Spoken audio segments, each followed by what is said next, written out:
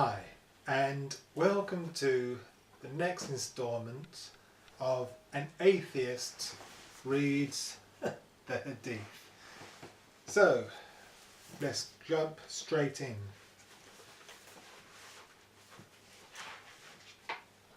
Number 6. Narrated Ibn Abbas, Allah's messenger, was the most generous of all the people, and he used to reach the peak in generosity in the month of Ramadan, when Gabriel met him. He, Gabriel, used to meet him every night of Ramadan to teach him the Quran. Allah's messenger was the most generous person, even more generous than the fair winds sent by Allah with glad tidings, in readiness and haste to do charitable deeds.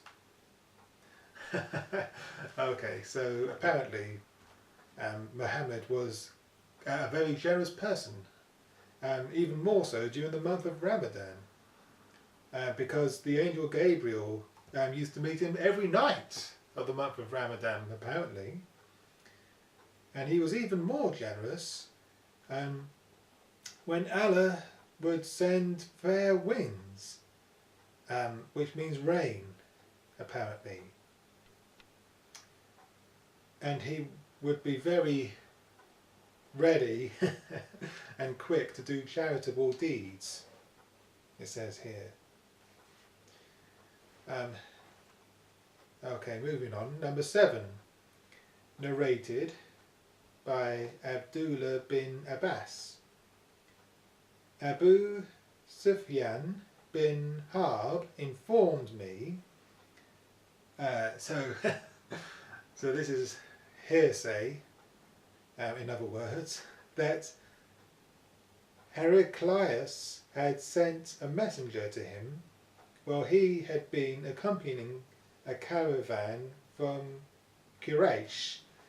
They were merchants doing business in Sham, and in brackets it says Syria, Palestine, Lebanon and Jordan, at the time when Allah's messenger had truce with Abu Sufyan and Quraysh infidels. So Abu Sufyan and his companions went to Heraclius at Ilia, which is Jerusalem.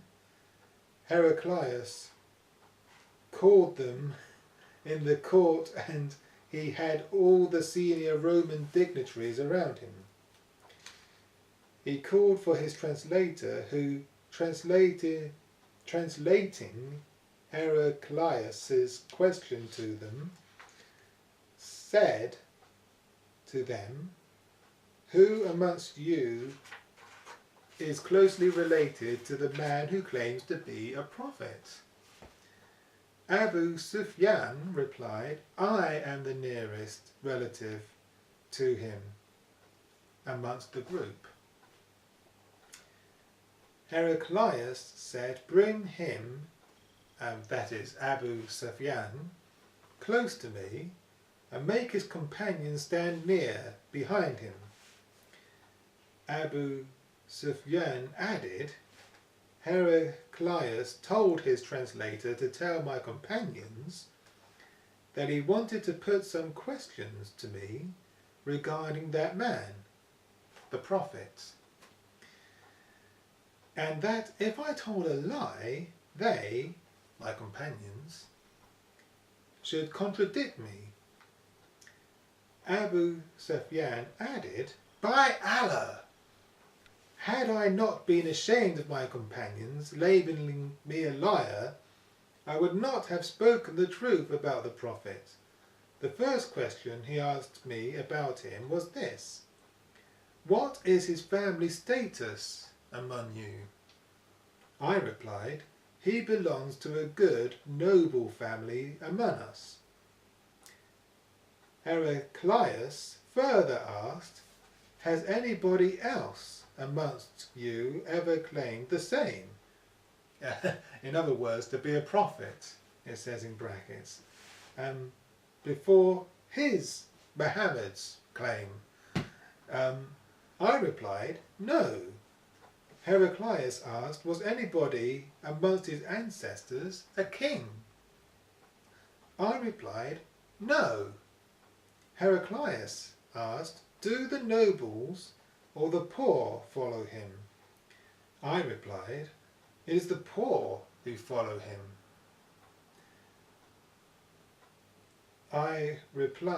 He said, are his followers increasing or decreasing day by day? I replied, they are increasing. Then he asked, does anybody amongst those who embrace his religion become displeased and renounce the religion afterwards? I replied, no. Okay, I'm just going to pause there, because I want to say that we don't know if any of this is true. This is just hearsay. But it may well be true that people weren't leaving this new religion, Islam, at the time that this was written, but they're certainly leaving it in droves now. And I'm laughing, but for many it's not a laughing matter. They become ostracized from their family, or worse. You know, they could be imprisoned, tortured, or even killed for leaving Islam. But let's go on. Well, I've lost my place. Heraclius said, have you ever accused him of telling lies before his claim to be a prophet? I replied, no. Does he ever betray or prove treacherous to his covenants? I replied, no. We are at truce with him, but we do not know what he will do in it. I could not find an opportunity to say anything against him except that word. Heraclius asked, have you ever had a war with him? I replied, yes. Then he said, what was the outcome of the battles? I replied, sometimes he was victorious, and sometimes we. So here, I mean, even this early on, there's a sense that Mohammed was at war with the tribes around him.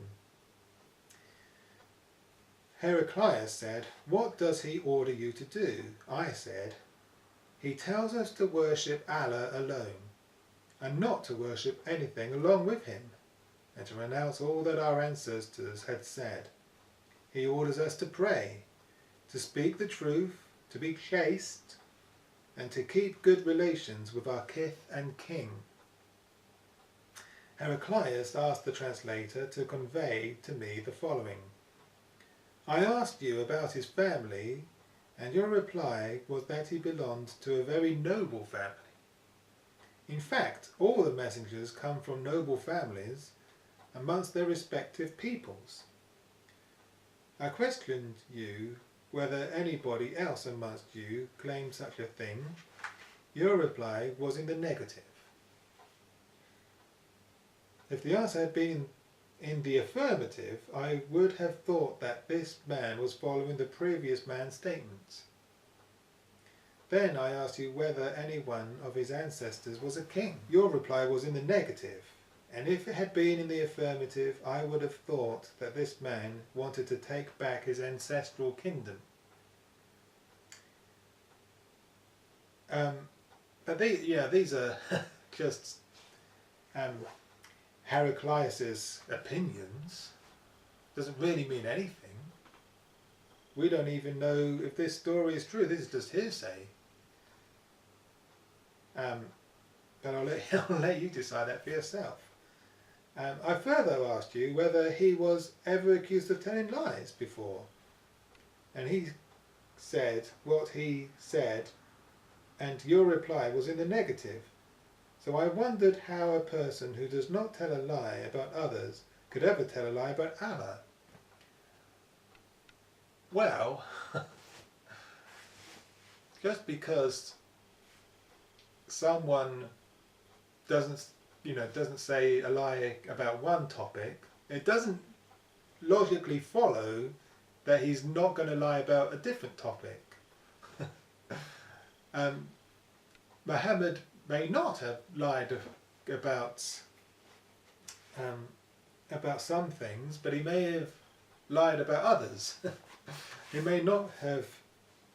This person may not have known him to lie about to lie to him, but that doesn't mean to say that he didn't tell lies about God, about Allah. It doesn't logically follow.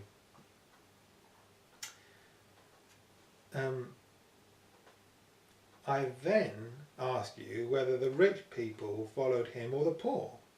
You replied that it was the poor who followed him, and in fact, poor people always are the followers of the messengers.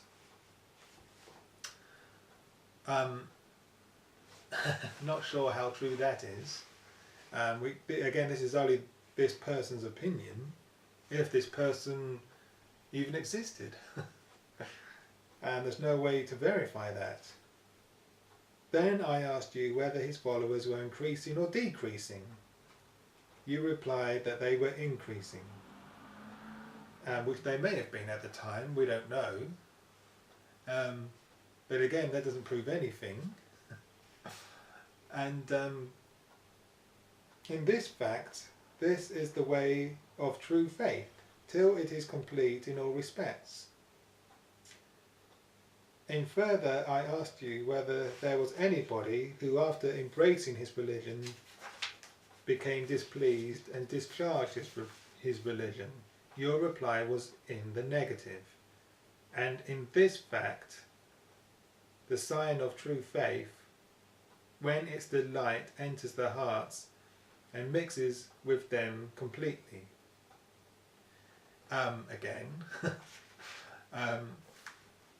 This person may not have known anyone to have left Islam at the time, but that doesn't mean that no one left Islam at the time.